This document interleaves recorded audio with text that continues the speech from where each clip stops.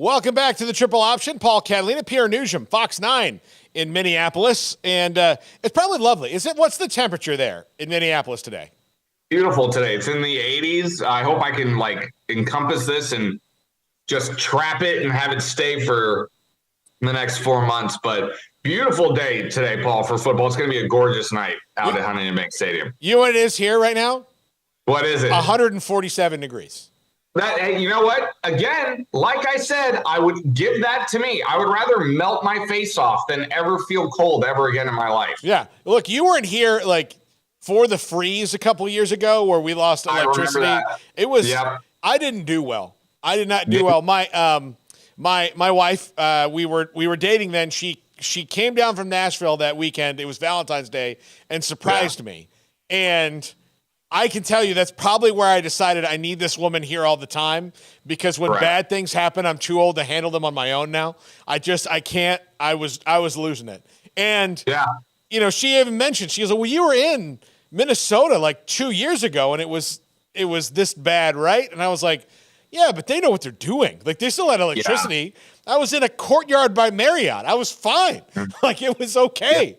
Yeah. I was a mile away from the Mall of America. There was a Wetzel's Pretzels. We could figure it out.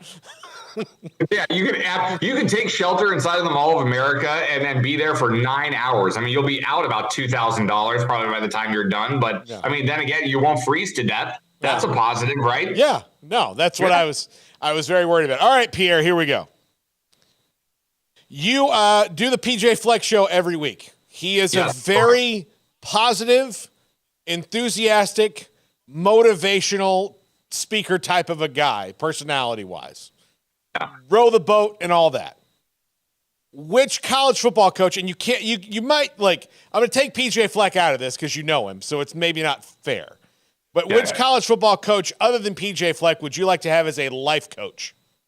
As a life coach? Wow, as a life coach. As a life coach, that's a good one. I can guarantee you it's not Nick Saban. That I can guarantee you that. It wouldn't be Nick Saban. That's a really good question. Oh, how about, you know what? You're gonna shake your head at me. I'm gonna go deep here. How about Mike Brennan out at San Jose State? Okay. How about that? Because you know what? That guy has just endless amount of energy. And, I think that when you're at a place like San Jose State, my alma mater, you gotta find a way to keep guys and motivate guys to know that you're going to be about to go out for slaughter in a place like USC, like they did last week. So I want to be inspired. I want to feel like, I could go up against all odds. So I'm going to go with, I'm going to go with Brent. I know I said Mike Brennan. It's Brent Brennan. I'm an idiot. Yeah, Brent Brennan out at San Jose State I'm going to throw you for a loop and go out with Brent Brennan. Okay. No, it's good. Hey. Went a little homer there. All right. I know a couple things about you, Pierre, and I know, being, for Northern California, being a Kings fan, but I need to know, who are your two favorite athletes of all time? Oh, that's easy. For me, there were two names growing up for me that were God in my house, and it's Dan Marino. Okay. And because you're a Dolphins fan. Yeah. Correct. Dan Marino and Michael Jordan. Those are the easy two ones. And that's 100% the truth. I would never miss a Bulls game on the NBA on NBC, those doubleheaders on Sunday. So, yeah. So would you call them beloved? Like you care about their personal safety? Oh, absolutely. Okay. Yes. When the aliens come, those are the two guys I'm trying to protect. Okay. All right. Good answer. So that leads me into this question. In one room, you're a firefighter, and in a burning building, in one room is Dan Marino and the cast of Ocean's 11. Okay. In the other room is just Michael Jordan by himself. Mm-hmm. You only have time to open one door and save one room. So you can either save the cast of Ocean's 11, which includes American treasures such as Julia Roberts and Elliot Gould and Don Cheadle and Matt Damon and George Clooney. and Scott Kahn. I love how Elliot Gould was the second name out of your mouth. Those guys. That's who that is. Or just Michael Jordan by himself. God, why do you do this to me? Yeah. I think, man, I think it has to be Michael Jordan, doesn't it? Okay. Like, I mean, that's your choice. I have an autographed, a framed autographed photo, action shot of Dan Marino hanging on my wall right now. But to me, Michael Jordan was just the king of kings growing up. I'm going Michael Jordan. Okay. You will save Michael Jordan over Dan Marino and Julia Roberts and poor Elliot Gould. Yes, I would. And you know what? Now that I think about it, I'm a little more comfortable in my decision because here's the tiebreaker for me. The Dolphins have done nothing but make my life completely miserable for over 30 years, and they have never stopped. And they've provided me some moments, but Michael Jordan never let me down. Not one time. There you go. Yeah. Okay. Yeah. All right. Well, that's interesting. So I asked Chris Allman, who is our co-host Monday and Wednesday this week. He's a big Astros fan. And if Jose Altuve, Craig Biggio, same question. And he basically said, Altuve's got 2 rings and batting titles. As much as I love Craig Biggio, whichever room, if they're switching rooms, I'm going to whatever room Altuve's in. So yeah, it's created a bit of a rift in his family too. I mean, I was about to say, especially with one of those rings, right? Yeah. I mean, yeah, I would say so. Okay. What is a food or drink that is very popular and most people like, but you don't understand and think is disgusting? In Minnesota or just in general? In general. Peanut butter. Really? Yes, peanut butter is disgusting. I don't understand. Like, actually, I'll give you a few. Peanut butter is gross. I can't stand pickles. Cucumbers are trash. Apples, trash fruit, belongs in the gutter. So I'm going to go with that. But peanut butter is probably number 1 on the list because everybody is so obsessed with it. And me, it does absolutely nothing for me. Yeah, it's probably why you're so thin. Look, I try, running around with a camera on my shoulder in Texas for 4 years, helps with that. Yeah, absolutely. All right. Okay. What college football stadium that you've been to has an atmosphere you wish you could shoot into your veins? That is a really, really good question. I've been to a few of them over the years because you and I have been to a few together. Yeah. Off the top of my head, I would say, and I can't believe I'm saying this because this is the first one that comes to mind, I think. And I think I would say the University of Oklahoma. Yeah. Yeah, I think because that year, I want to say that was 2014, Paul, was the first time that Baylor had beaten Oklahoma at Oklahoma. That's one of my favorite games that I've ever covered. Yes. Not because, Baylor beat them. Like, there wasn't so much that, but I skipped the Baylor postgame press conference to go listen to Bob Stoops because it was hilarious. Because the local media could not wrap their head around Baylor winning so huge in that game. Yeah. But to circle back to the question, it is like the first 5 minutes before Oklahoma runs out on the field. Yeah.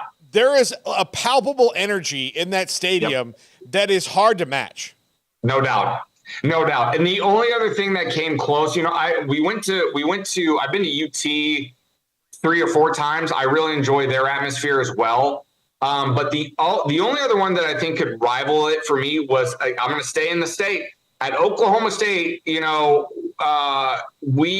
night it was a primetime game. It was Baylor's only loss of the season. 2014, same year. Yeah. Same year. Yeah. That was a primetime game on a Saturday night and it was cold.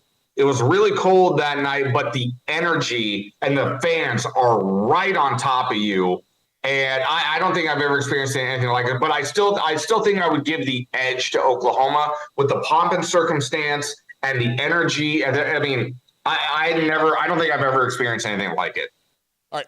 Which popular celebrity, this is kind of on the food thing, who are you over? Like, I need to hear a good Pierre rant on, will this person go away? Wait, a celebrity? Yeah. Oh, okay. Can I give you two? Yeah. The first one's really quick. I've been saying this for years, actually. I wish Nick Saban would go away. I have a personal disdain for the man. I know I'm supposed to remain. It's the Dolphins, right? Yeah, of course. Yeah, I mean, he just proved himself to be a liar, and then he goes up in front of his press conferences and tells reporters in front of him, all right, I'm going to address it. Don't ask me. Sorry, pal. It doesn't really work that way. I can ask you anything anyway I damn well please. You have the option to answer it or not, but I'm not going to sit here and listen to you tell me not to ask a question. Get over yourself. So Nick Saban will be one. The one guy right now that I wish would go away, I don't even know if you've even heard of him, and I know this is probably going to make me persona non grata in the state of Minnesota. You ever heard of a guy named Young Gravy? No, I've not. Okay, Young Gravy is a new. I don't even know if I would call him a rapper. Yeah. I mean, yeah, maybe a rapper or hip hop rap artist on the scene that's from Minnesota. And listening to his music makes me wonder where we went wrong in society. What happened along the way that we produced this? I'm sure he's a very nice guy. The people that I know who know him a little bit have told me he's a nice guy. I'm sure he's very nice, fine, great, good for him. His music just makes me contemplate my existence on this planet from time to time. I have a years-long disdain for Kenny Chesney. Okay. And I understand what you're saying. Look, I am pretty sure that Kenny Chesney is a very nice guy. I am reasonably sure, because I've seen and heard enough about him where it makes me think he's probably nice. He's probably a good dude. But that doesn't change what he's done. To you personally too. I mean, it doesn't. I have to be at two different Cowboys Thanksgiving games in a row where he was the halftime show. And the first one, I'd completely forgot it was going to happen. It was Robert Griffin, his rookie year. Yep. Smokey and I are there, and we get to halftime, and Smokey has this weird grin on his face, and I'm looking at him like, what is the matter with you? And then all of a sudden the announcer's like, ladies and gentlemen, please welcome multi-Grammy-winning artist Kenny Chesney. And I was like, crap, audibly in the press box. And then there's the thing is, I can't leave the stadium. No. And so I just have to be in this, I'm trapped in a room with my least favorite musical artist. It was not great.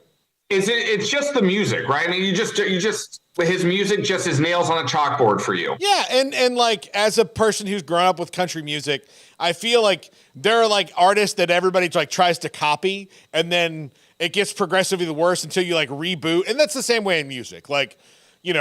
Everybody wanted to figure out boy band, and we'll do this until it degrades to nothing. And then we'll try to copy Destiny's Child until it degrades to nothing. And so Kenny Chesney was the first one of this era of country music, which is dwindling down to just dust.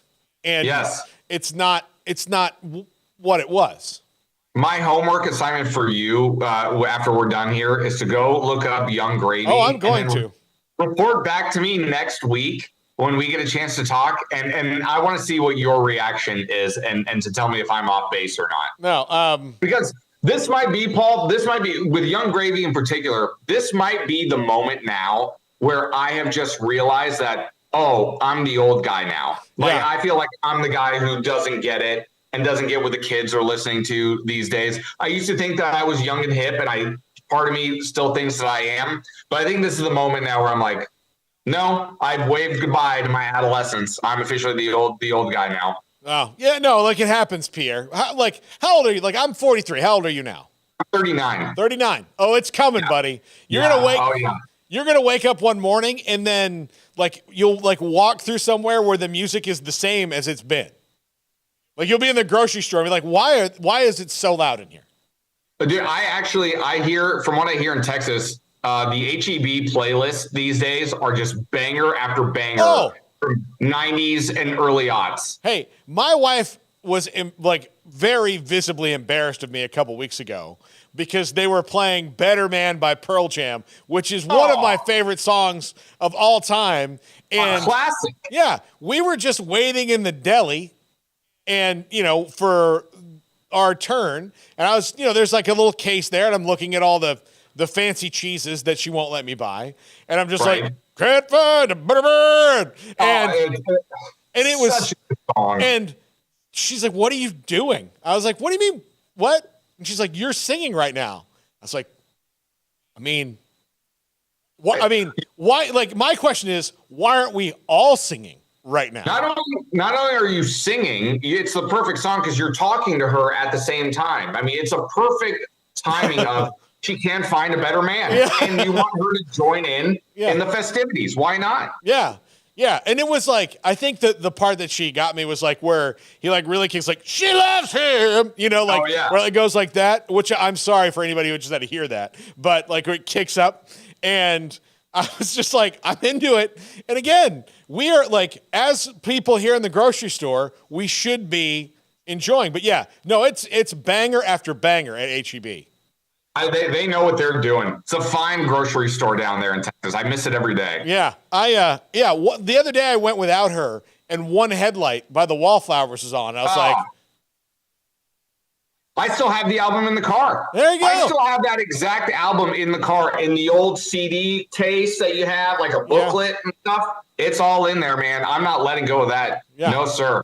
No, sir. All right. We got to end on one college football question. Here. Let's do it. Okay. Which college football player do you wish had infinite eligibility? All time. Any era, all time. Man, that's a really, really good one. The two obvious ones to me would be Tim Tebow and Manti Te'o. I think those would be two obvious ones. But I was a big fan of watching Cadillac Williams and LaMichael James run the football. We just had LaMichael James on the show 2 days ago. You're kidding me. No. Yeah, 2 days ago. Growing up on the West Coast, I watched, a decent amount of Oregon games. And back in the day, watching LaMichael James run was just a thing of beauty. Yeah. Thing of beauty back in the day. So I had an affinity for really good running backs. So you know what? Let's go with LaMichael James. That's it. All day, every day, baby. Hey, when you do get to go cover Oregon, he owns a killer burger chain. Like he owns those franchises. He owns a couple of those franchises. You probably pop in and see him. That would be, you know what? I'm going to make that. I'm going to make sure that I'm on these road trips now with the expanded Big Ten because I'm going to meet these people. I want to eat their food. I want to hang out in their town. I'm ready to rock and roll. Let's go. All right. When we come back, Pierre, we're going to make our picks for week 1. Let's do it. And I will warn you, there are punishments that come with being dead last. Oh, God. This is going to be the worst week of my life. I already know it. So I already